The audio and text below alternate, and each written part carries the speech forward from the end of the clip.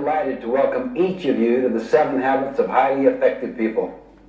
I believe that your involvement with this material can be one of the most exciting learning experiences of your life. The essential purpose of the 7 Habits of Highly Effective People is to learn how to lead your life in a truly effective way. To describe what the 7 Habits material is, let me share with you what it is not. It is not a quick fix program. It is not a program of the month. It is a process of personal and interpersonal growth and development that will require not only your continuing best efforts, but also your patience. As we all know, real growth and development cannot take place overnight. You must pay the price over an extended period of time to reap the benefits of these habits. Implementing the 7 habits will be an upward personal climb, like a journey up a steep mountain. It won't be easy. It will be a challenge. As you ascend the mountain, so to speak, with this 7 habits material, you'll become acutely aware of the loose gravel, the loose rocks in your life. You may slip occasionally, maybe even fall back a time or two. You will feel the gravity pull of old habits working against you. But I'll assure you, as you continue in your climb and endure in your efforts, you will begin to feel a level of exhilaration and of attaining entirely new heights in your life, higher and higher levels of effectiveness. By applying this effort, you can expect to increase your capacity to achieve your personal and professional goals and to develop better working relationships with your associates and all of your loved ones. In short, you can expect to become more effective.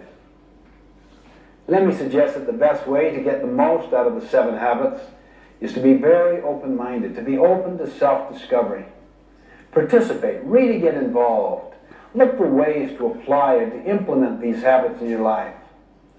You see, our habits form our character. You may have heard the quote, sow a thought, reap an action. Sow an action, reap a habit. Sow a habit, reap a character. Sow a character, reap a destiny. For our purposes, we will define a habit as the intersection of knowledge, skill, and desire. You see, knowledge is the theoretical component. That is the what to do and the why to do it. Skill is the practical side of how to do it. And desire is the motivation side, the want to do it.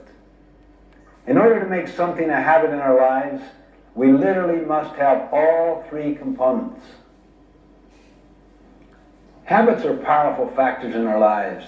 They constantly express our character. They determine the level of our effectiveness or our ineffectiveness. In the words of an English poet, we first make our habits, then our habits make us. The 7 habits are simply common sense organized. But remember, what is common sense is not always common practice. So I encourage you to make the investment, put forth the time and effort. Focus on the kinds of changes you can make consistently and over time to develop these habits.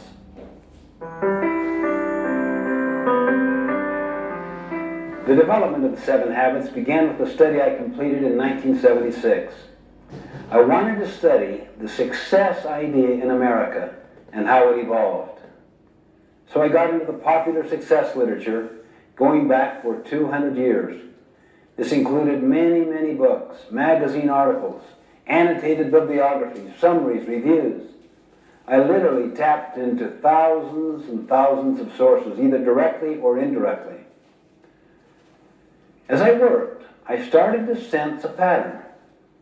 As soon as I sensed this pattern, I looked for evidence of it, and the evidence was everywhere. The basic finding was this. For the first 150 years, almost the entire focus of the literature was on character, on principles, on what we might call the character ethic. Attributes such as integrity, fidelity, courage, compassion, contribution, responsibility, justice. These findings became the basis for writing the 7 Habits of Highly Effective People. And then, because of many, many societal forces, the emphasis gradually shifted in the early 1900s, particularly in the 20s and the 30s, away from the character ethic to what we might call the personality ethic, which focused more on techniques than on principles. You are probably familiar with many books that illustrate the literature of the personality ethic. They basically deal with how to take care of yourself, how to look good, how to dress in particular ways, how to create the right image. In other words, the personality ethic focuses on how to appear to be rather than on how to actually be. Many of these techniques have real merit. However, if they don't have their roots in the character ethic, if they don't have their roots in principles, they won't have the power to create enduring effectiveness. For example, what if people learn techniques of influencing others, but they're fundamentally duplicitous or deceitful in their character? What if they really wanted to use people to build their own economic success? They might develop smoothness in their relationships so that they can have their own personal ends achieved, money, fame, glory, whatever. They really couldn't care less about contribution or service, purpose, adding value, helping others. How much trust would you have in them? How willing would you be to follow them or to rely upon them when things get tough? You know, one time I had a student come to me and say, "How am I doing in your class?" I looked him in the eye and said, "You really know how you're doing, don't you? A lot better than I do. How are you doing?" And he kind of looked down squeamishly. "Well, not too good, I guess. I just had kind of a rough time lately, and maybe I haven't applied myself as much as I should have." He really came to find out how well you'd psyched me out, how well you'd psyched out the system, isn't that right? When in fact, you kind of know in your heart how you're doing. "Well, how am I doing?" he said. "How are you doing?" Let's focus on what's really happening, not on what's appearing to happen. You see, this whole personality ethic with its technique focus is like the tip of an iceberg. The tip, or that part which is seen on the surface by others. It's above the water. The character ethic is like the great mass of the iceberg under the water. People often do no work in the foundation, where the great mass is, where the greatest long-term impact is. Too many people give all their energy and focus to the tip of the iceberg. That is, to learning techniques that others can see. You see this even in organizations, not just individuals. You see programs change, practices change, principles do not change. If we help individuals and organizations to internalize principles, they will know how to adapt the practices to address specific situations. Let me emphasize that techniques have their place. They're very important. I really mean that. I mean, you want good human relations techniques, public relations techniques, communication techniques, management techniques. But when we use techniques to cover our own lack of character, they become manipulative. They undermine trust and confidence. You see, what we really need is the character ethic. And that's essentially what the 7 Habits is about. This material is based on an inside-out approach, meaning we give our first energies to our own character development before we focus on techniques or how to be more effective with others. Gandhi beautifully demonstrated this principle once. A mother came to him and said, "Would you help my child reduce the amount of sugar he is eating?" Gandhi paused, thought, and answered, "Well, talk to me in a week." A week later, the mother asked him again, and he talked to the boy, and the boy agreed. And the mother said, "Why didn't you talk with him last week?" Gandhi smiled and said, "You don't understand. Last week, I too was eating sugar." Unless we work on our character, we will not develop trustworthiness. And trustworthiness is built by the combination of both character and competency. We could have all of the ability in the world, but if we don't have the basic character to be reliable, to take responsibility, others will soon learn to distrust us. They're fearing that we're just trying to meet our own ends, perhaps at their expense. In my opinion, unless we return to the character ethic, we won't have the basic foundation of trustworthiness. That's what leads to trust, which is needed to build effective interpersonal relationships. In the final analysis, what we are communicates far more eloquently than anything we say or do. I love the quote of Henry David Thoreau: "For every 1,000 hacking at the leaves of evil, there is one striking at the root." In other words, let's work primarily on the roots to begin with and build a foundation of trustworthiness. This is one of the key areas of focus in the 7 habits, to build character and competence and to restore trustworthiness and trust in our lives, in the lives of our families, our organizations. Trust and trustworthiness really are the basis of personal and interpersonal leadership. It's the foundation of all true effectiveness. Now, before I go into the habits, I would like to stand back and look at the basic structure, the basic framework of the 7 habits as a whole. You see, they're organized in a particular way for a reason. They're all interrelated.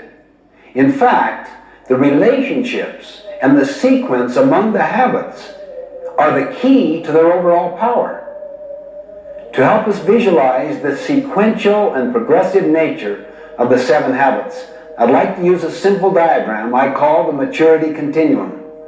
Maturity refers to a process leading to growth and development, and continuum refers to the continuous, incremental nature of growth and progression. If you were to see a maturity continuum line from low maturity to high maturity, there would be 3 basic levels to it. The first level is dependence. The second level is independence. And the third and the highest level is interdependence. Let me define these 3 terms very briefly. Dependence basically means you need others to get what you want. You see, all of us began life as an infant, dependent on others for nurturing and sustenance. I may be intellectually dependent on other people's thinking. I may be emotionally dependent on other people's affirmation and validation of me. Dependence is the attitude of you. You take care of me. You come through for me. Or you don't come through. I blame you for the results. Independence basically means you are pretty much free from the external influence, the control, and the support of others. You think, you act for yourself. You're validated from within. You're inner-directed. You're self-reliant. You get what you want through your own effort. Like dependence, it is possible to be independent in various areas, physically, financially, intellectually, emotionally, while not being independent in other areas. Independence is the attitude of I. I can do it. I am responsible. I am self-reliant. I can choose. True independence of character empowers us to act rather than to be acted upon. It frees us from our dependence on circumstances and other people. It is the avowed goal of many individuals and also many social movements to enthrone independence as the highest level of achievement. But it is not the ultimate goal in effective living.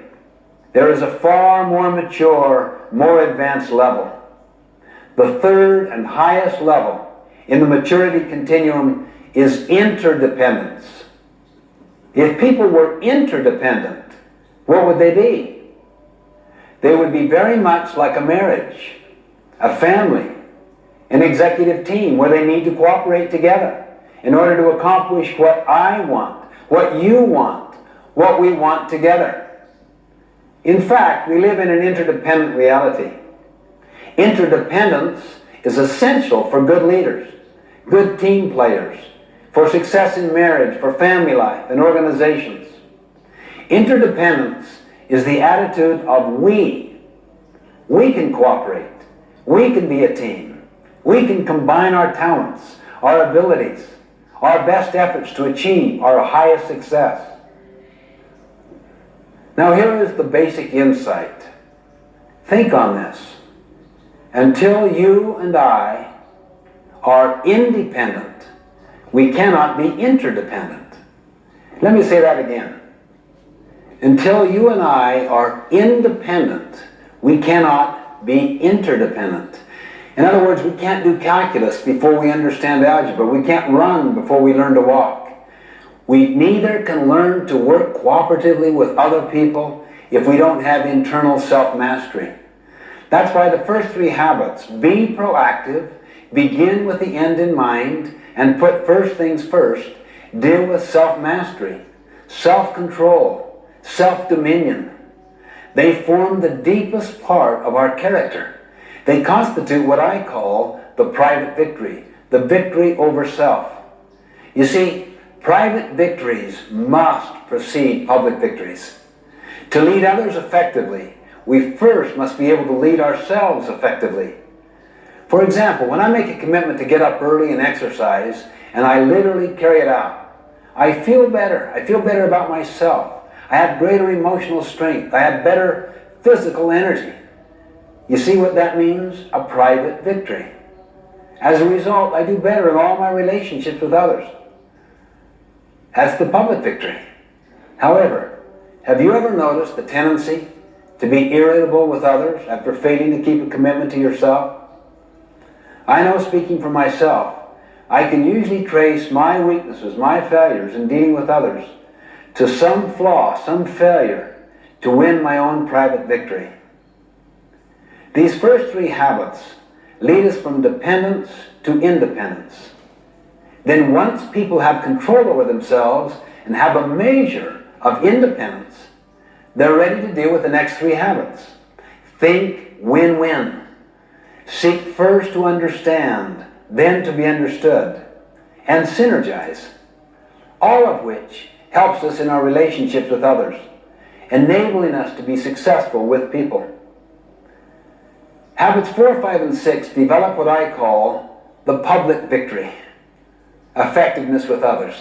It's based on teamwork, on cooperation, and communication. Habits 4, 5, and 6 utilize our personality.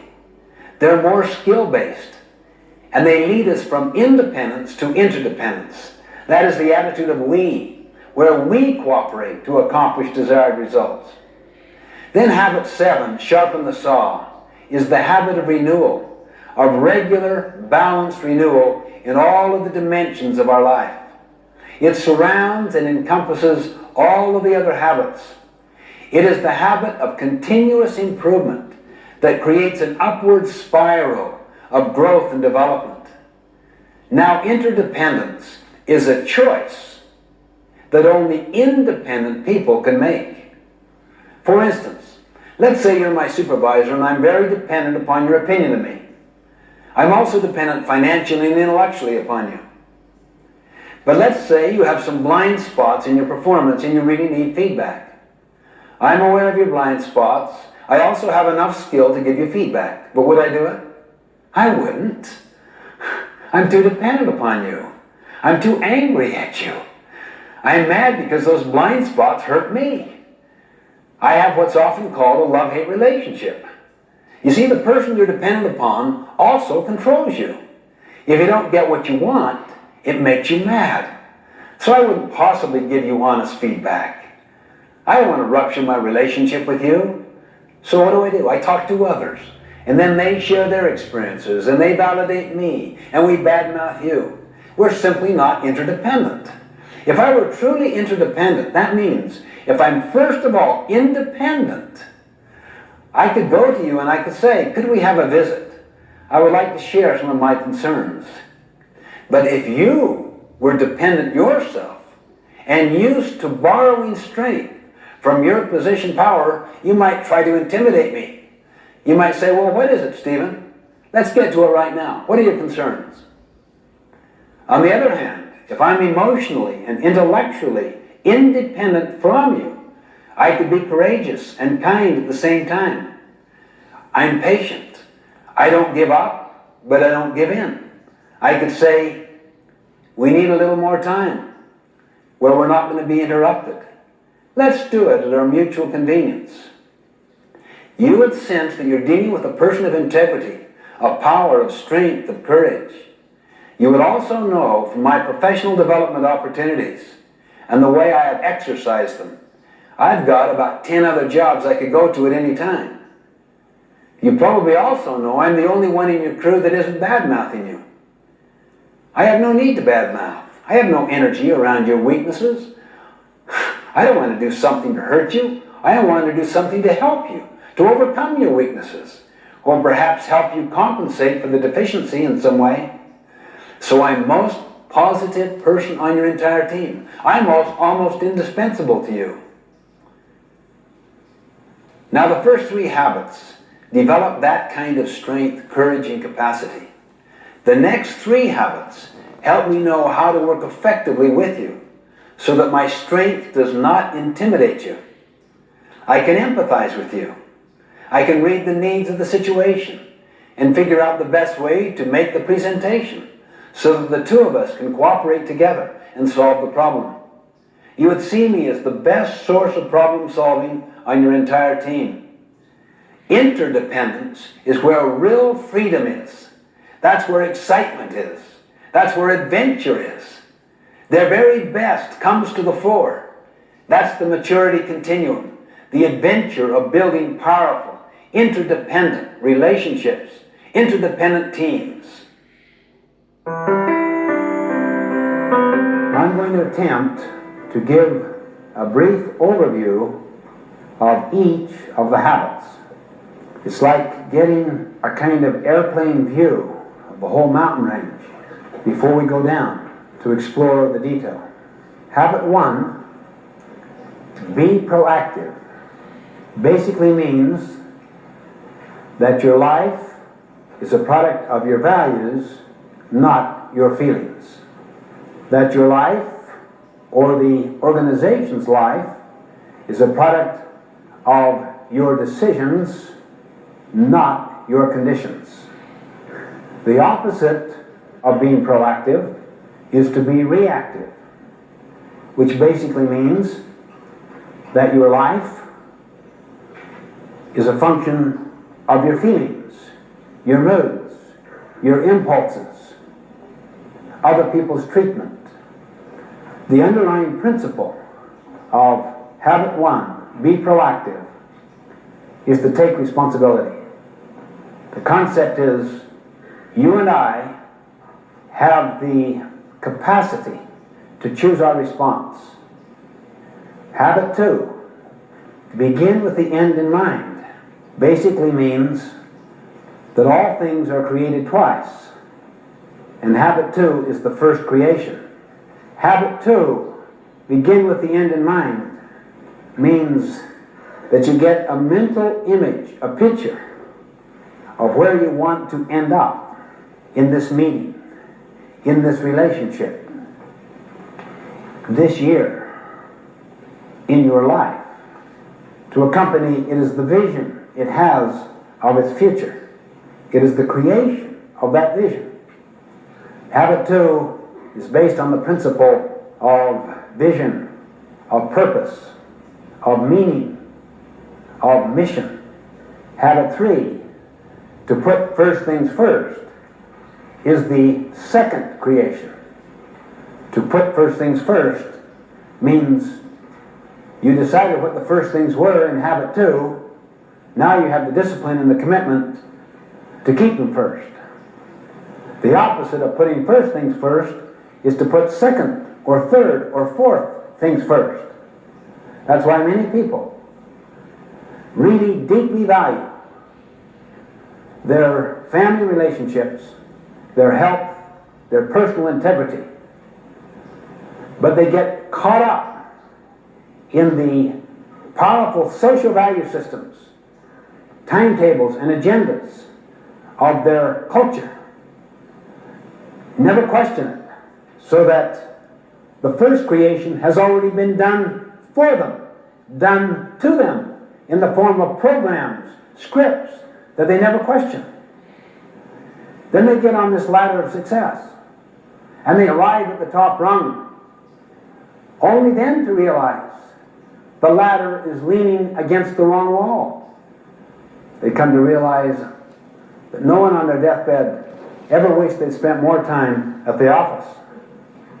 As Goethe put it, things which matter most must never be at the mercy of things which matter least.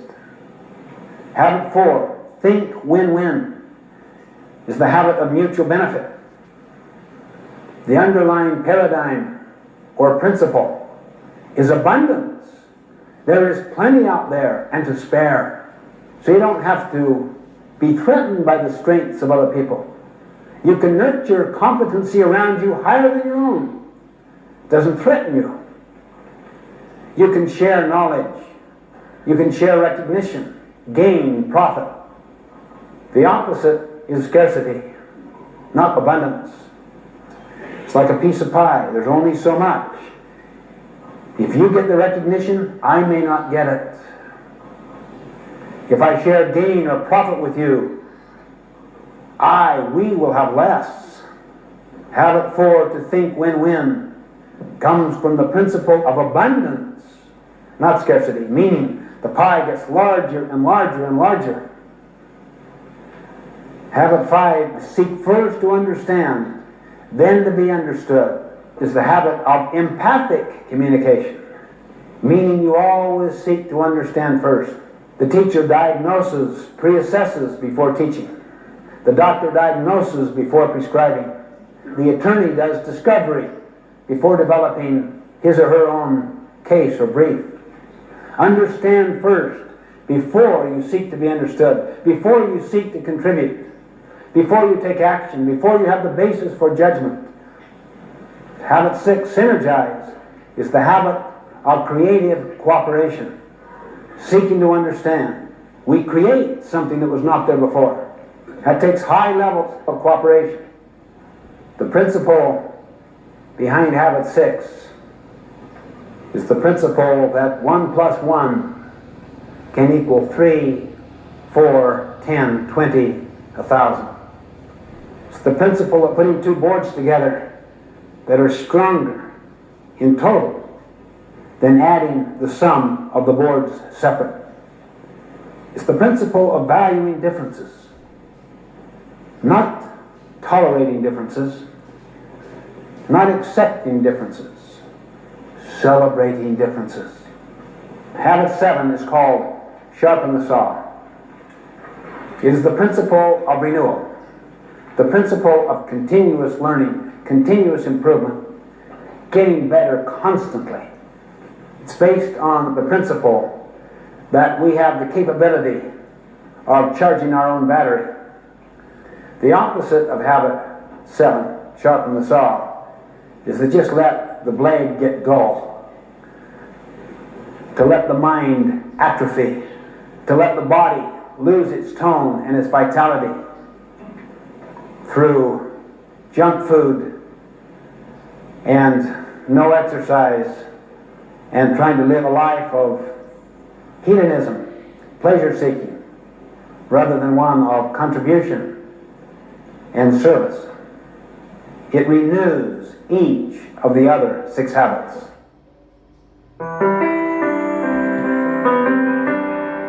Now, simply, the 3-person process is this. The best way to learn something is to teach it. How many have learned that? How many have learned that when you really teach is when you really learn?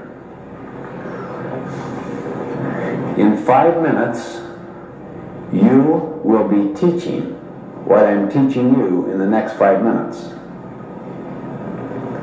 See yourself now as a teacher. I'm going to briefly describe the 3-person process and the 4 benefits that come from the 3-person process. Now, notice your behavior right now. See, you don't see yourself as a kind of passive learner. You see yourself as an active teacher. You're just preparing to teach. And that significantly increases your learning. That is the first benefit. The first person teaches. The second person first captures, understands, then evaluates to see if it makes sense, thinks about application, and then teaches the third person. Then that person teaches another person. This way you can take material and cascade it through an entire organization. Second benefit. When you teach, you significantly increase the likelihood of application. For instance, if you're teaching people to be better listeners, isn't it probable that you try to be a better listener yourself? See, the real, most foundational learning comes from doing. Teaching may give you more intellectual understanding, but the internalization of the ideas comes in the application of those ideas. That's even a higher level of learning. Third benefit. When you teach, you significantly improve communication. Notice the 3-person process there. Why do you think communication would be significantly improved? Notice the first person teaches. And what does the second person do? First captures or understands before evaluating. What is the number one obstacle in the field of communication? People do not listen. They do not capture accurately. They evaluate while they're listening. But if people are trained to capture accurately, completely, before they judge, you can listen for purpose, main points, how each point is proven or validated, how each point is illustrated or applied, and value. The fourth benefit. When these things happen I'm talking about, it is very bonding to the relationship. The relationship gets steeper and stronger. Why? There's so much authenticity. There's so much sincerity. There is so much empathy and creativity being manifested in the communication processes. When you do this with your children, you will learn better. The next time you send somebody to a convention, to some training activity, to some association meeting, before they go, what do you say to them? When you return, you will have the privilege of distilling the essence of what you learned to the assembled staff for half an hour. You'll find they'll attend the meeting sober. They'll take notes. From the moment you give that assignment, they will be in Sweat City. Seriously, they'll go to work. All 8 cylinders will go to work. It's the single most powerful thing I have ever learned in the field of education. Use the 3-person process and you will double, quadruple the impact. And you will see those 4 benefits happen. It's the essence of the process that we use, the 3-person process. We have to realize that it is all based upon principles, upon natural laws. That is why we are presenting this foundational material first. We need to understand the concept of a principle and the concept of a paradigm, and also how to define effectiveness. Then we'll look at the 7 habits. I suggest that principles are not only natural laws, objective, factual, external to ourselves. I suggest they are also self-evident. How would we know that? We have found that if you can get enough people interacting freely and synergistically who are informed, all the value systems are the same. We find that regardless of one's background, religion, culture, nationality, race, gender, regardless of the level in the organization, regardless of the industry or the profession, the same underlying values are universal. They represent what we could call principles. There is consensus that surrounds them, such as integrity, service, contribution, the growth and development of people, kindness, how you treat people, dignity, fairness. These are universals. Every one of the habits represents a principle, a fundamental natural law that is self-evident. Now, let me just give an illustration of the difference between a social value and principles. It was a dark and stormy night.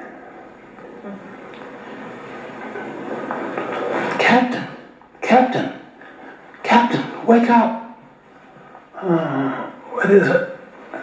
Sorry to waken you, sir, but we have a serious problem. And we've tried to solve it and can't. What's the problem? There's a ship in our sea lane about 20 miles away that refuses to move. Well, what do you mean they refuse? Just tell them to move. We have, sir, that's the problem. They won't respond. I'll tell them. The signal goes out. Move starboard 20 degrees. The signal comes back. Move starboard 20 degrees yourself. What arrogance. Who is this guy? He doesn't know who I am. Let him know a captain is giving the command. The signal goes out. This is Captain Horatio Hornblower, the 16th. Move starboard 20 degrees at once. The signal comes back. This is Seaman Carl Jones, the 3rd. Move starboard 20 degrees at once yourself. This is a command. A seaman commanding me, a captain. I can't believe this. What is going on? Let him know who we are. We're a battleship. We could just blow them up. The signal goes out. This is the mighty Missouri, flagship of the 7th Fleet. Signal returns. This is the lighthouse. You see, lighthouses are like principles. We don't break them. We break ourselves against them. This is why humility is the mother of all other virtues. Openness, teachability, humility, awareness of external realities. If you can cultivate that and apply it with other people, you'll change the whole nature of the culture. It'll become a principle-centered culture, not one driven by social values. I had a friend of mine who said, our company is value-driven. I said, every company is value-driven. Hitler was value-driven. The question is, are the values in alignment with principles? That is a humbling question. Are my values and my habits in alignment with principles, with natural laws? Now, when principles and values are aligned, then you could use the words interchangeably. You could call it values or principles, it would make no difference. So you don't want to get hung up semantically on the difference. But if they are not aligned, then it's better to see what the principle is and what the established value is, and then work here to align it. It's constantly an effort to understand principles. The law of gravity. Gradually, the whole world has come to accept that. The apple falling out of the tree and hitting the scientist's head. Simple observation. The law of gravity governs. What if you had a legislature trying to repeal the law of gravity? A principle is the actual reality, like the law of gravity, the way things are. How many here, when you were in school, did a lot of cramming? Be honest now. How many got really good at it? How many here have ever worked on a farm? Ever cram on the farm? I don't mean just work hard at the end to bring in the harvest. I mean, forget the plant in the spring, flake off all summer, and then really work hard in the end to bring in the harvest. Well, it's patently foolish. We know that. Why? Because a farm is a natural system and is governed by what? Principles or social values? Principles. What about the development of our mind? What would you say? Social values or principles? The development of the mind. Not the getting of a degree. You can't fake it. The development of the mind is based on principles, the law of the harvest, not on social values, however popular. What about the body? What would you say? Social values or principles? Our health, physical, mental, spiritual, emotional, is governed by the law of the harvest, by principles, not by social values. Now let's have a little fun for a second.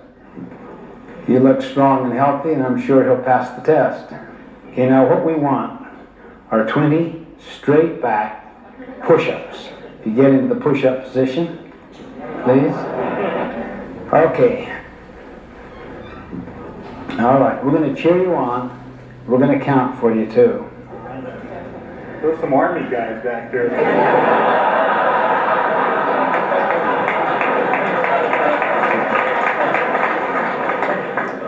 Now, those people are keeping the peace. Okay, let's go ahead and start. We'll count and cheer you How many on. am I doing? Just 20, straight back. All the way down. 3, 4, 5, 6, 7, 8, 9, 10, 11, 12, 13, 14, 15, 16.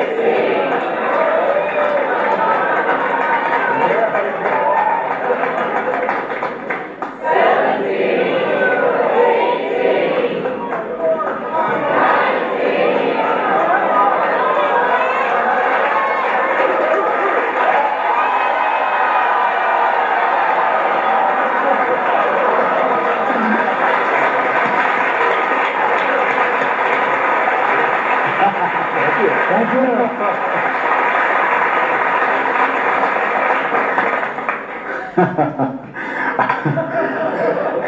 No purpose, just a little fun.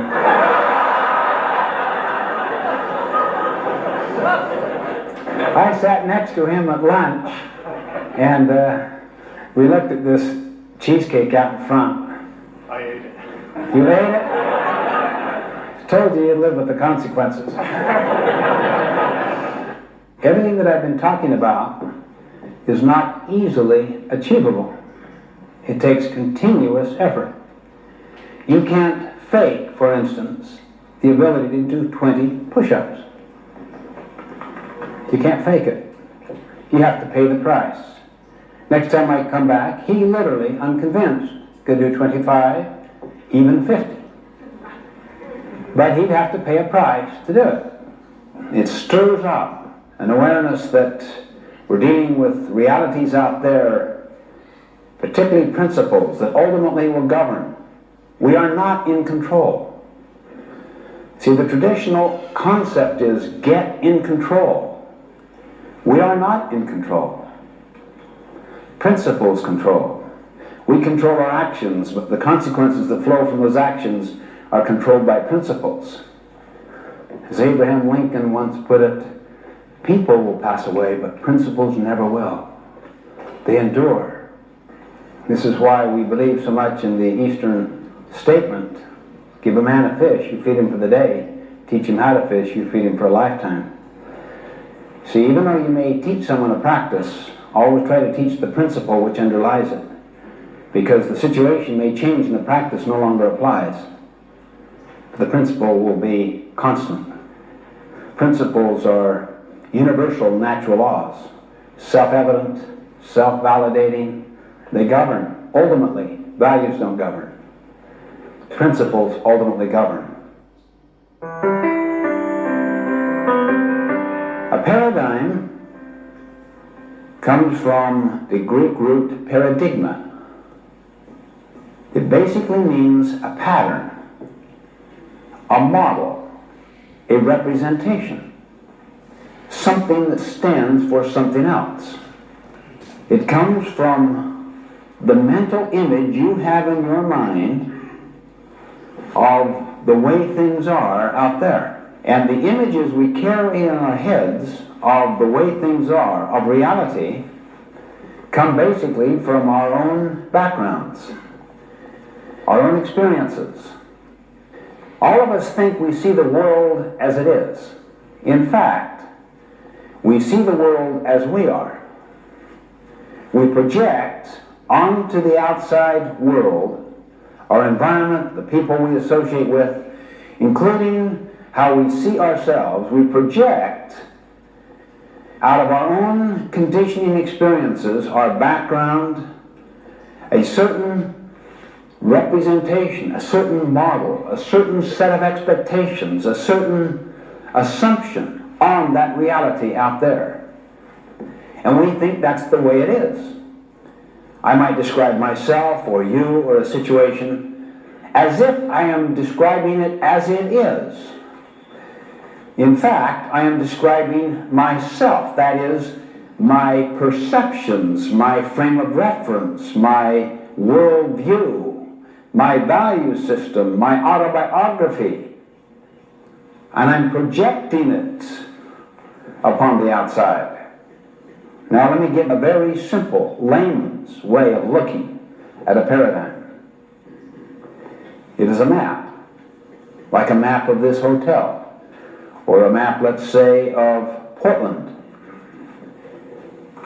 I'll ask this gentleman.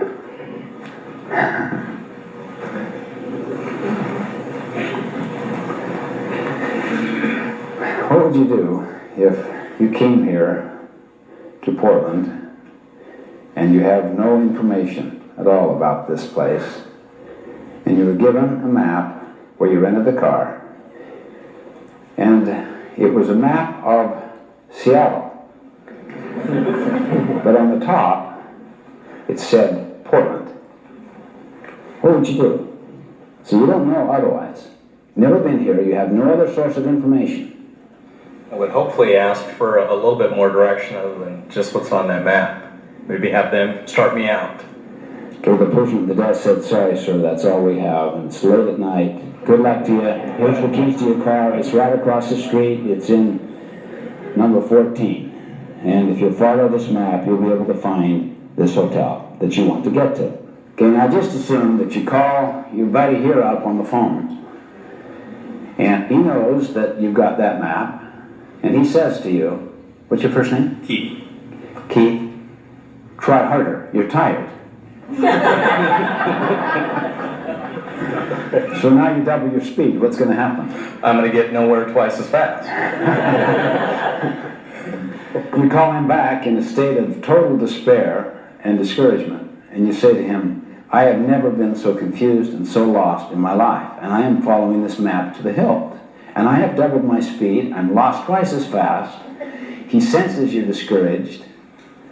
You're really down. You're almost ready to give up. It's despairing. And he says to you, "Think positively." He gets you just jazzed right out of your gourd. I mean, he says, "You can do this thing, rise to the occasion. Do it." I do it. That'll do it. Now you don't even care you're lost, right? That's right. I'm a happy lost. That's what a paradigm is. You see, a paradigm is the map you have in your mind. Once you have an accurate map, then your behavior and your attitude matter. See, what we call maps are usually assumptions assumptions of the way things are. Assumptions of the way things are represent just, that's what reality is. You don't question that. I remember I was giving a speech a little while back, and there was someone on the front row just constantly talking to another person. And my mother was 2 rows behind, and she was so upset that here her precious son was being so ignored, so blatantly, so openly, constantly, and would not end. From the very moment I began to the end of my speech, just constant talking. And it just totally discombobulated her own listening, and she felt like taking her purse and reaching 2 rows ahead. Anyway, she went up afterwards to the person that was running the conference, and did you see that? Did you see what was happening? Can you believe that right there on the front row that? Yeah, I know. She's Korean. That's her translator.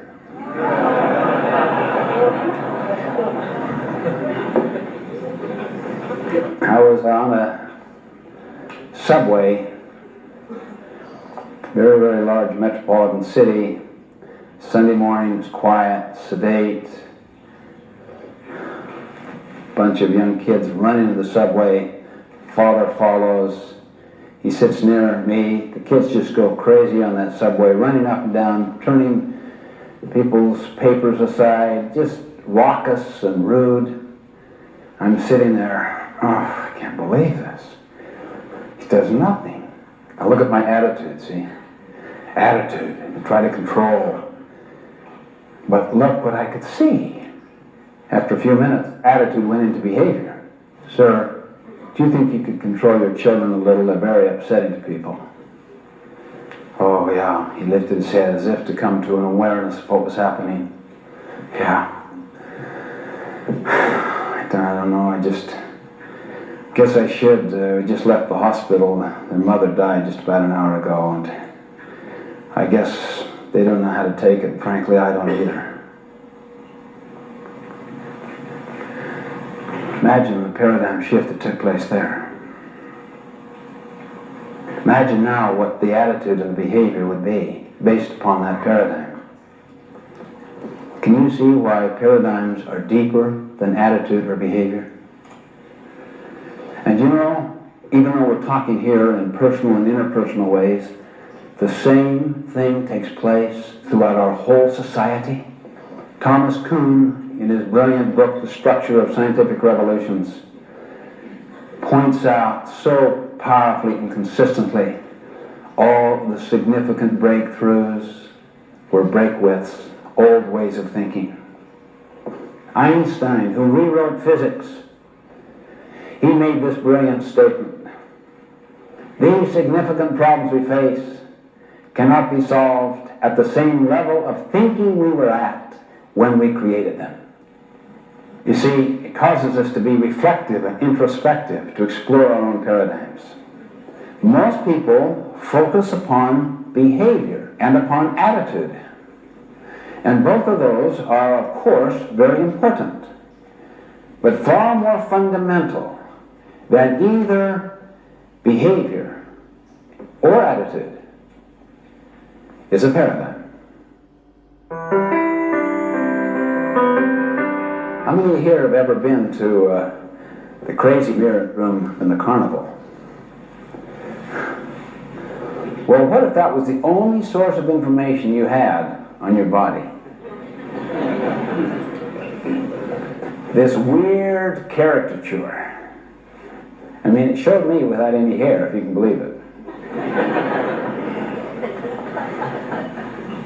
See, most people's self-maps are a function of the social mirror.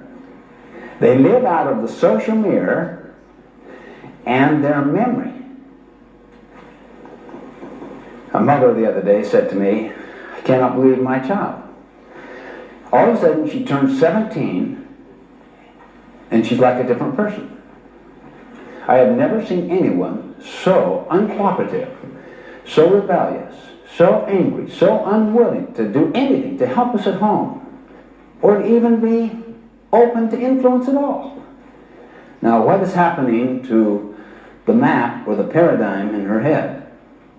And what do you do when you have that? You act upon it. That is the image that you have in your head of this person. It's the map you have of this person. Now, someone could say to you, just as I did here, try harder. Try to be more positive. But as long as a person carries that map, that image of this other person in their head, they're going to treat them that way.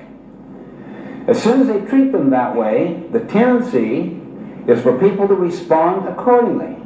It's called the self-fulfilling prophecy. People live up to the social mirror that surrounds them. Now, I said to this mother,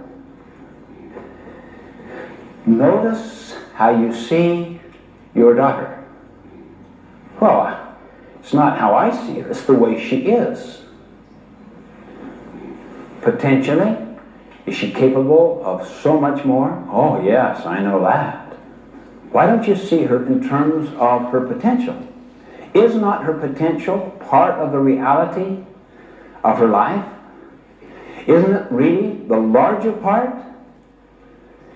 Where the present manifestation, as she goes through, say, the emotional ups and downs of her teenage so-called identity crisis, you could live out of your imagination and out of a map, a paradigm, a view based upon her potential, which you deeply really believe in. Yeah, but what do I do with all this behavior and the totally unwillingness to cooperate, to do her part? Observe your paradigm. Observe the map you have of her. I remember I was in a situation like that. One of our teenage sons, just between the grade school and junior high, was just not performing. He wasn't adequate in any area. Athletically, people would fall apart with laughter watching. Almost swinging the bat before the ball was pitched. Academically, not only wouldn't do well on tests, couldn't even begin to take them. Socially, sometimes very embarrassing. Now look at the evidence we have. And Sandra and I, my wife, would talk about this. Well, maybe every family deserves their one.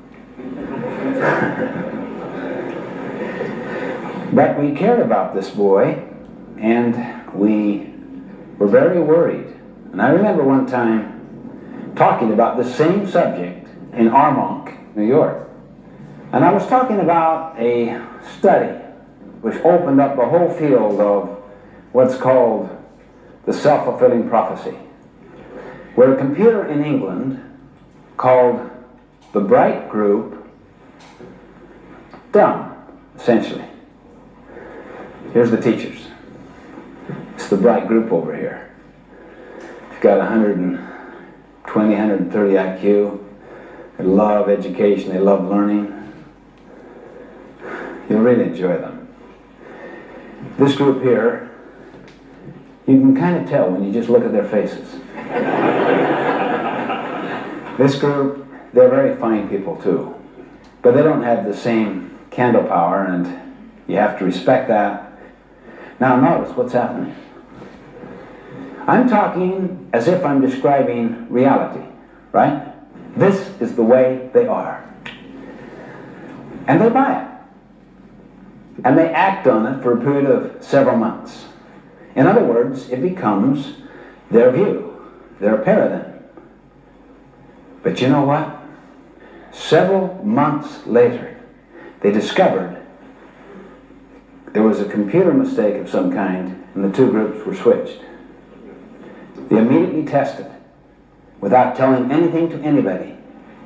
This group here went up something like 18 points. This group went down 14 points. The self-fulfilling prophecy. our self-maps, our self-paradigms, are so much a function of the social mirror, a reversal based upon expectancy, paradigms, the mental representation, the maps held by these people. That is the significance of paradigms. And you notice how behavior and attitude flow out of how you see. Well, anyway, I was literally teaching this like I'm teaching you right now. And in my mind, I was thinking of my boy. Is it possible that the problem is in my paradigm? That the problem is with me, not my boy? Well, I talked with my wife when I returned home from that trip, and I said, you know, I'm just wondering if the social mirror from you and I are not major contributors to these difficulties and these problems, this lack of ability to cope. We found that we were to some degree trying to get social mileage out of our kids' good behavior. See, that was part of our motive, of what people thought of us about our children. We liked the way they would speak well of us because of the performance of our children. We worried what would happen if they didn't live up to it. We see what we seek. So we explored our motives and said, this is not what we seek. We began to see him differently. As a person precious in his own right, not to be compared with anyone else, not to get into the social mirror of comparison against timetable, social agenda.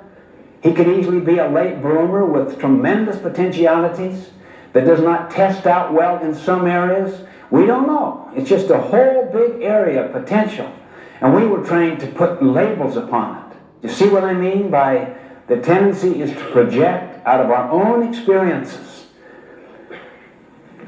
like a home movie, to project onto someone else and to label. But we never explored our own motive. We never became reflective and introspective.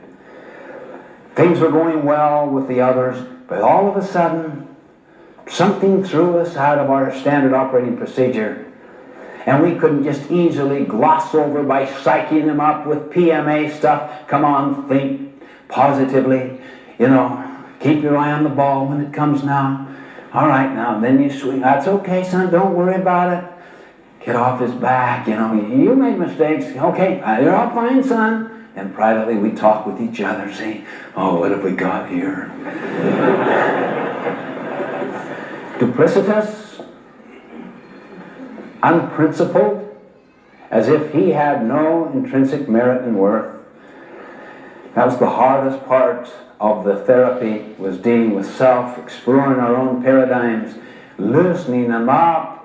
But when you try to have people, to possess them, to own them, and to have their performance reflect on your reputation, your basic motive structure drives the paradigm of how you see that person, because you'll see them through this social mirror frame of reference. And then you get into the self-fulfilling prophecy.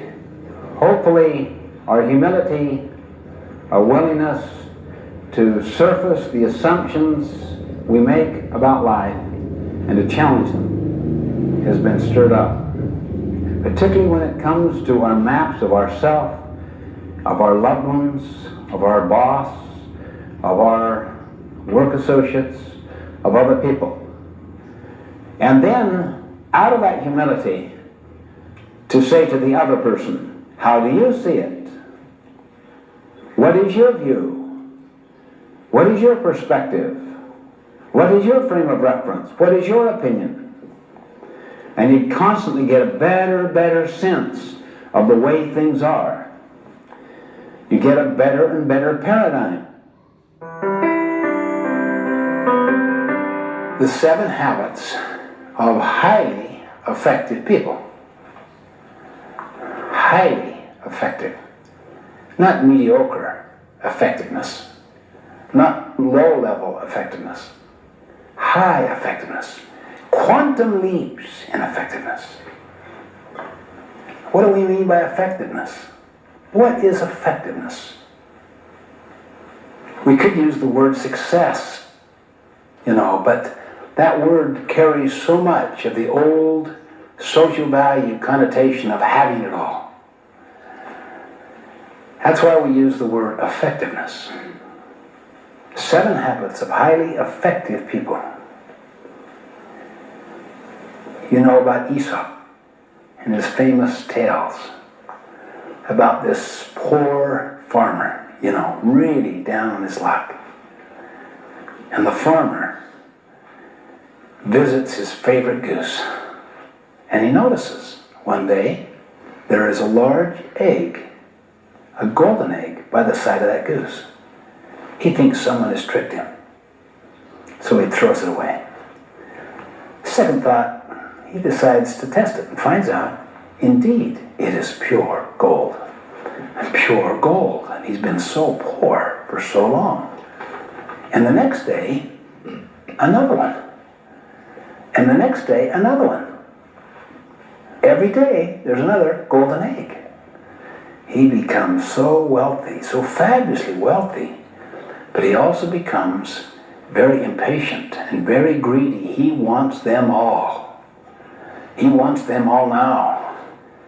So he kills that goose, reaches inside to get them all, and of course finds none. Now, in that little fable is the essence of the definition of effectiveness. It's made up basically of 2 things. Getting what you want, and second, getting what you want in a way that enables you to get what you want again, and again, and again.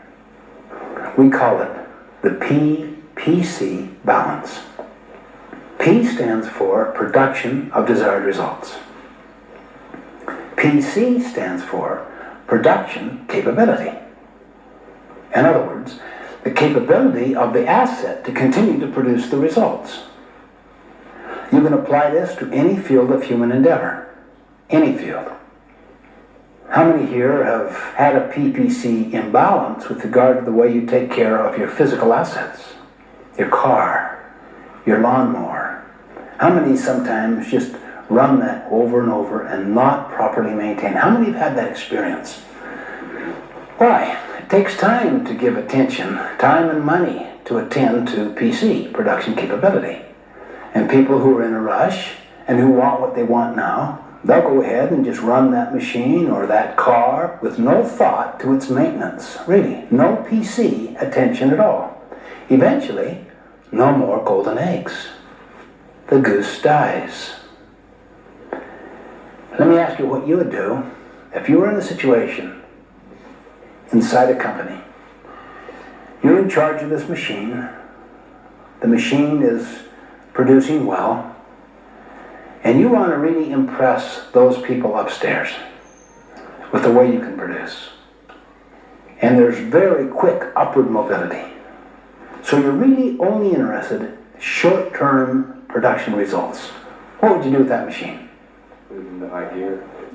High gear, run it all the time, no PC, no maintenance. Why? That's downtime. That's costs. Just keep that baby running constantly. More and more and more golden eggs. Now you're promoted because there is such quick upward mobility. The growth is just enormous in that organization. Then the next new manager of the machine comes on the scene. By this time, the machine is broken down because of no PC. So he's got to do PC work, maintenance work, repair work. So his costs go like this, and his production goes like this. My cost went like this, and my production went like that. I wrote black ink, he wrote red ink. So what do we say about my successor? It's a bummer. Yeah, what a loser. Really. I mean, while you were there, profitable. As soon as you left, unprofitable. What about our bodies? How many here have the regular practice of a good exercise program? How many know you should? Well, ultimately, what will happen? Immune system can be weakened, make you vulnerable to all kinds of other diseases. What about the mind? What about the development of the mind? Constant learning. You can become so obsolete so fast if you don't pay the price on a daily basis to stay abreast of your own field and at least some working conceptual knowledge of how that relates to the other fields out there. Can you see why effectiveness with oneself, with body, mind, and spirit is a PC balance? With any physical assets, with even financial assets? How many have gone for the golden eggs from time to time in your life where you started to spend the principal instead of the interest? How many have ever done that? That is, you want to live a little higher on the hog, so you dip into the principal, the fund, see, the investment, rather than living on the interest, so that you can have more of what you want now. The whole idea of denying yourself, of subordinating it, of the discipline it takes to save before you spend, instead of to spend and then be forced to save. And that can then be a seedbed to other human interaction problems, or to in-law problems, or any other tender, sensitive areas. That's when you start to realize the goose has died, or is dying. It's sick. The same thing in a marriage relationship. You may have a situation like I saw a while back with the Young Presidents Organization and their families. Very successful person. Went from nothing to worth hundreds of millions of dollars and had a totally bankrupt family. And the question was asked, was this person truly successful? To use our language, effective? Well, in the business sense, maybe you'd say yes. But in the total sense, in terms of what really matters on one's deathbed, you'd probably say no. PC production capability was utterly neglected in the marriage or in the family. Can you see why effectiveness at home is a PC balance? What about business? What happens when you neglect the PC of business? Say with a customer. Think. You lose that customer. Okay. That customer's going to tell others, and then you're going to lose everyone that she or he has influence over. That's why you cannot afford to lose a customer. Without any question, the most powerful advertising is word of mouth. People just accept it like that. That doesn't mean that you just give the customer everything. It means that you try to create a win-win situation, so that on balance, what the customer wants and your capacity to keep producing for that customer, your PC, is in alignment, and they're balanced together. I remember a clam chowder house that literally was so popular that you could hardly get near the place from about 11 o'clock in the morning till 2 o'clock. People would not only buy it for their lunch, they would buy a big bucket of it for their dinner and take it home. It was so good. It was just so popular. New management came in. No one knew about the change of management. Same name and everything else, but they watered down the clam chowder. Now, the bottom line, guess what happened for a month or so? It just zoomed like this. Why? They save all that cost, all that expense and the quality put into the clam chowder. But eventually, it liquidated the loyalty of their customer base. Liquidated it, little by little. The goose died. They tried to recover, but by that time, there was a violation that had taken place with the public. Many would not even go back. They didn't trust him anymore. They wouldn't even believe those who said it was the same clam chowder as before. They felt violated. It's so often the case in human organizations that you can liquidate human resources by practices that focus on desired results, production of desired results, but neglects production capability. What about the employee who serves the customer. How can you neglect the PC with that person? Cut out training, cut out institutional advertising, cut out research and development, any form of people development. I mean, you can just about double, quadruple the bottom line of any organization you want by cutting out PC. And for a quarter or two, what's it going to look like? Well, look at the golden egg just absolutely raking in. Always treat your people exactly as you want them to treat your finest customers. And they will. In most cases, they will. It's a fundamental principle of PC in business. Focus on every stakeholder and ask, how well is the relationship with this stakeholder sustaining the capacity to produce what we want from that stakeholder, whether it be a supplier, the community, the environment out there, distributors, dealers, as well as the obvious stakeholders of customers, owners, and employees. You really have to ask that question. The ultimate PC balance is to fight to increase the economic well-being and quality of life of all stakeholders. You neglect one stakeholder, it will have a negative domino effect upon all the rest. That's why this PPC balance is so foundational. Now I'd like to introduce you to a concept called the emotional bank account. You know what a financial bank account is. If you were my banker and I were to make many deposits into this bank account, it would gradually get larger and larger. I can even take withdrawals from it, but I have great reserve capacity. An emotional bank account is like that as well. You could make many deposits over a period of time, which would build my reserve capacity with you. If I make a mistake, that is a small withdrawal, and the trust is so high, I still have a huge reserve capacity.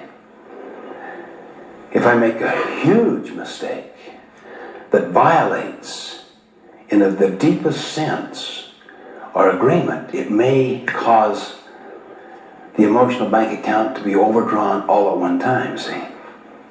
The concept of the emotional bank account is the production capability side of human relationships, of human interaction.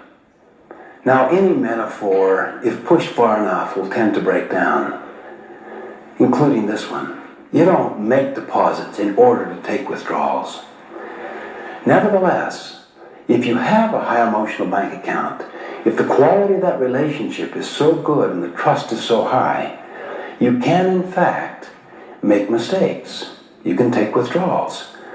Not on purpose, but often unwittingly, unknowingly, because of insensitivity or whatever. But people understand. Just to illustrate, how many have a high emotional bank account with somebody, a trust relationship with someone, think of that person, that it is so high, you can communicate with them almost without words. Can you think of people? How many have such a high emotional bank account that you can even make mistakes in your communication and they'll still get your meaning? Why? They know your heart. They know what you represent. Now the opposite. How many have a relationship with someone that is really strained, where the trust isn't there, where the emotional bank account is overdrawn? How many have had that in your life or now have one of those in your life? Now what happens when you communicate? What happens when you are very clear in your communication? It won't take. They're always looking for the hidden agendas. They're reading between the lines. What's going on here really? And if you make a small mistake, boy, that thing can be blown all out of proportion. Talk about drowning in a puddle. Talk about exacerbating some small little weakness into a major character flaw or something like that. What originally began as just simple misunderstandings are exacerbated until they become major communication breakdowns. Some people even call them personality conflicts. I was doing a seminar one time on the Oregon coastline. It was so beautiful that we actually held our meetings outside. People just wanted to be immersed in this nature. A lovely day, it was warm. One man came up to me afterwards and said, "Oh boy, I wish I could enjoy these things, but I just can't." "What's the problem?" "Well, I don't know, my wife just grills me like you can't believe. I mean, she just doesn't trust me, and she constantly, examines every part of my life. Where have you been? What did you do? Who did you go with? What did you do tonight? Who'd you go to dinner with? And who can I call to check up on all this?"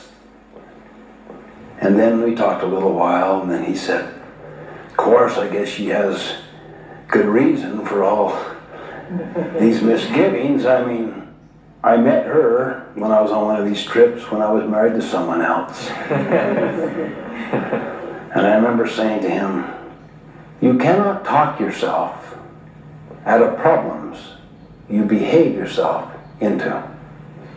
There is no shortcut. There is no quick fix. The law of the harvest governs." Let me share with you a few examples of deposits and withdrawals into the emotional bank account. The first and most important deposit: kindness and courtesy. The opposite, of course, would be unkindness and discourtesy. A second deposit: make and keep promises. The opposite of that is don't make promises, or make them and break them. To make and keep a promise essentially lets the other person know you can be counted upon. You're dependable. You will come through. There is no ability like dependability. You gave your word, you kept it. The circumstances changed, you kept it. The mood changed, you kept it. You come through. If the circumstances change to the point that it would be unwise to keep that promise, you immediately communicate and get them to understand those new circumstances so that they will relieve you of the promise. Be very careful before you ever make a promise, particularly if it's about a promise dealing with something that's terribly important to another, that is of jugular importance. Be very careful. The withdrawal is not to make any promises at all, though, because you create no hope. That is a withdrawal as well. Not as big, though, as making one in order to placate someone, to kind of have them be satisfied right now, and then to break it downstream because your mood has changed, or the circumstances have altered, or you just don't want to keep it and you just made it because you wanted to please them at the time. Insecure people make promises freely and quickly all of the time. Another very powerful deposit is the way that you manage expectations. You want to make sure that expectations are clear and unambiguous. Some people, particularly if they're rather immature and insecure, will read an expectation as a promise. So you have to be very explicit to manage expectations.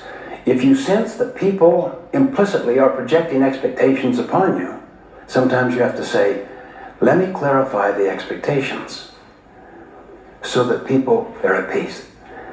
The withdrawal is to have unclear expectations, unidentified expectations, ambiguous expectations, unacknowledged expectations that lie implicit inside people. Our frustrations are a product of our expectations, and we control our expectations. Therefore, we indirectly control our frustration or our satisfaction. Another extremely powerful deposit strikes at such a deep tendency that many of us have, having to do with being a judge. I call this deposit loyalty to the absent. The withdrawal, of course, would be disloyalty and duplicity. Always be loyal to those who are not present. Speak about them as if they were present.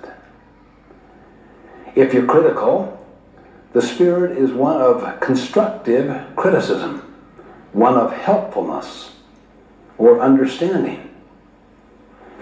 You see, the moment the two of us sit and badmouth our supervisor here, what do you know I'm doing when there's a strain on our relationship? What am I doing? What do you think I'm doing? Well, if there's a strain in our relationship and I'm talking to him about you, what am I doing? Doing the same thing. Exactly. That he and I did about him. I see. You see, it's not principle-centered. He knows it. He knows my tendency. So that when we speak about the one who is absent in a way that would show respect for him, even if we're critical of him, but in a constructive, positive way, what does he know I'm saying when visiting with him, who is critical of him? That I would do the same thing. In other words, if you want to retain those who are present, be loyal to those who are absent. Now, when the sun is shining and you sit and kind of badmouth somebody, it kind of unites you, doesn't it? Kind of cements your relationship, because see, you have a common enemy, as it were, or someone that you both agree on and you can tear into, see? Kind of unites you, and you look for evidence, and then you have breaks and talk about the person, and maybe even have lunch over that person's sins and share each other's stories. Make your mind up. And if you're into team building, if you're into culture building, if you're into family building, make a commitment, everybody. If there's any difficulty with another person, what do? Go directly to the person. You don't talk behind their back. I was fading this one time, complaining to the university president of a university that I was a visiting professor at about his housing director, who had given us such a bad housing situation, contrary to our agreement and expectation. And I was really cutting into the guy, his competency. And the president said, "Stephen, I'm so sorry to hear about this housing situation you're in. The housing director is such a fine, competent person. Why don't we have him come on over here and we'll solve the problem together?" Oh, no. I don't want to be involved. See, I didn't say that because that would be obviously so irresponsible. But that's how I felt inside. I don't want to talk to him. I want to talk about him. This president, he just was matter of fact and pleasant, and as the gentleman was coming across campus to the president's office, I was going through this internal dialogue. What have I got myself into now? I'm probably responsible for part of the miscommunication. Maybe we got what was agreed. I don't know what the situation is. Honestly, I was so humbled. By the time he arrived there, how are you? Good to see you. The president could see my duplicity. 10 minutes before. What incompetence. There's just no carry through with the original commitment. And how are you? A double-minded person is unstable in all his ways. Duplicity. Another major deposit. If you blow any of the above, learn to apologize. The withdrawal is pride. Learn to apologize. I was wrong. That was unkind. I saw my son the other day cutting at his little sister for cleaning up his desk. He had it all organized to do his project. Took him a long time. She came in intending to help her brother and organizes it and cleans it up for him. She thought that was a deposit. See, to him it was a withdrawal. He starts really laying into her, and in the middle of his criticism, he cut himself. Oh. I shouldn't take my frustrations out on you. I'm sorry. I know you meant well. And I watched that and I thought, that takes real presence. That takes real maturity, real respect, a lot of personal security. That he can, in the middle of his anger, take control over it. The ability to apologize, to forget and forgive, to let go of resentment. One of the most liberating and freeing things possible. But it's also an enormous deposit to another person. Let me share with you a few thoughts and challenges to encourage you in the process of developing these habits. One of the most important things you can do is to share these ideas with others, with your family, with your friends and associates. Don't just retell what you've learned, but talk about the insights you've acquired and the ideas that you want to implement. Because that's where the real learning takes place. It is in the teaching and in the sharing. Get with a coach or someone who is also working on these habits. Set a specific time to get together and keep that date. Share insights into what has worked for you and what has not. Discover together how you can overcome the challenges you face in developing all of these habits. Set goals to improve in specific areas. Focus on a single habit. Look over your materials. Read and reflect on how you can improve in this habit. Revisit the commitments you've made to yourself throughout the course. Don't try to change everything all at once. Listen with your heart. Determine those things that are most important for you to work on right now. Remember, don't give up. Be patient. A strong character is not developed overnight. Choose to live your life based upon correct principles. All of the 7 habits are based on universal principles which have endured throughout the ages. Live the habits.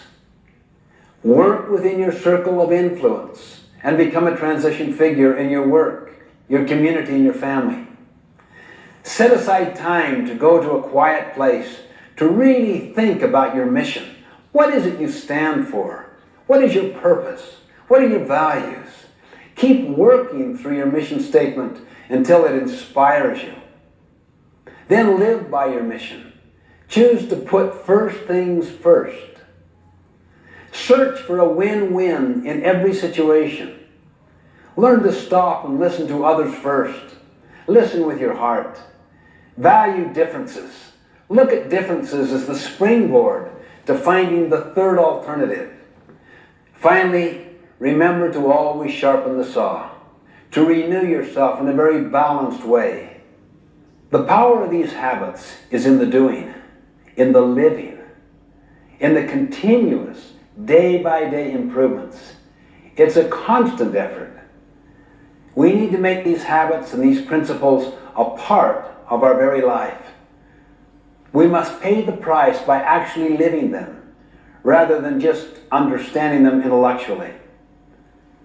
I love the quote from T.S. Eliot. Think about this.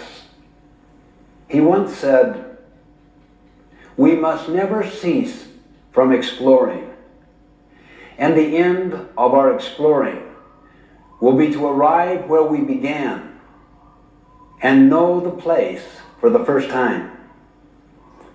You see, in a very real sense, you already know these habits in your heart. The exciting thing is to embark on a lifelong adventure, an exciting time of literally internalizing them and living them and experiencing the magnificent fruits that come in the totality of our lives.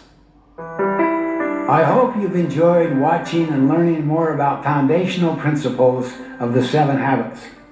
I recommend that you go back and watch this video several more times because real learning is spaced repetition. I highly recommend that you teach this material to your work associates and to your loved ones so that you will better live these principles. This is what I call the inside-out approach. So if you want to have a happy marriage, be the kind of person who generates positive energy and sidesteps negative energy rather than empowering it. In short, be a light, not a judge, a model, not a critic. If you want to have a more pleasant, cooperative teenager, be a more understanding, empathic, consistent, loving parent. If you want to have more freedom, more latitude in your job, be more responsible, be more helpful, a more contributing employee. If you want to be trusted, be trustworthy. If you want the secondary greatness of recognized talent, focus first on the primary greatness of character. Hence, character and principles are the keys to success, effectiveness, and happiness in life. Principles are the guidelines for human conduct that are proven to have enduring, permanent value. One way to quickly grasp the self-evident nature of principles is to simply consider the absurdity of attempting to live an effective life based on their opposites. I mean, I doubt that anyone would seriously consider unfairness, deceit, baseness, uselessness, mediocrity, or degeneration to be a solid foundation for lasting happiness and success. Being effective is learning to do that which produces the desired result. If you want to be extremely successful in business, or very happy in life, or to achieve some large goal, then being effective is consistently doing the things that will bring about the results you are after. In conclusion, if you'd like to learn more about the 7 habits, may I invite you to visit me at my website, StephenCovey.com, or our company, FranklinCovey.com. I wish each of you all the best on your journey.